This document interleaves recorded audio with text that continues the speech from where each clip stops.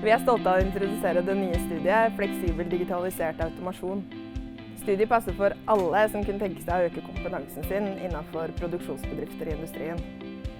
Dette studiet er et samarbeid mellom Norsk Industri og Fellesforbundet, hvor man sammen har utviklet en studiemodell som gjør at det skal være mest mulig fleksibelt for deg som er i full jobb å kunne gjennomføre et studieløp.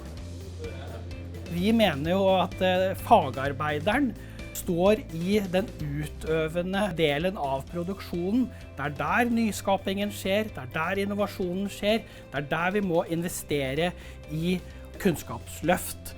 Skal norsk industri henge med i svingene, skal vi vinne verdensmesterskapet og så videre, så må jo kompetansen være helt på topp. Vi har samarbeidet med fagskolen nå i 2018, og fagskolene har vist en fantastisk evne til å respondere på det som er etterspurt for arbeidslivet. Her kan arbeidslivet komme inn, en kan si hva en vil ha, en kan si hvor lange utdanningene skal være, og en kan si hvor en vil ha undervisning, om det skal være digitalt eller lokalt. Og det er gratis finansiert gjennom trepartssamarbeidet. Studiet er lagt opp på at det her er 3 moduler av 10 studiepoeng. De 3 modulene er fleksibel digitalisert produksjon, industriell intelligens og tingenes internett og stordata. Dette er moduler som er lagt opp på det behovet som er i forhold til teknologiene som er for digitalisering i industrien.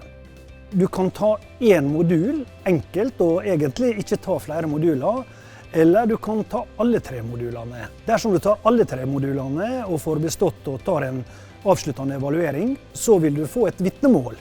Hvis du velger å ikke ta en avsluttende vurdering, så vil du få et kompetansebevis.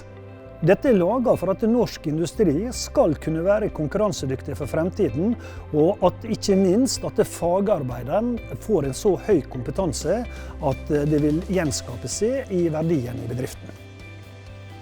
Det er avgjørende å lære nye ting for å alltid kunne være på toppen av markedet.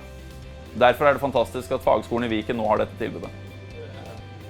Er du arbeidsgiver, har du en industribedrift, så bør du sjekke ut de mulighetene som nå ligger for å få gratis utdanning til der du holder til, og nettopp de bedrift kan få nytte av dette.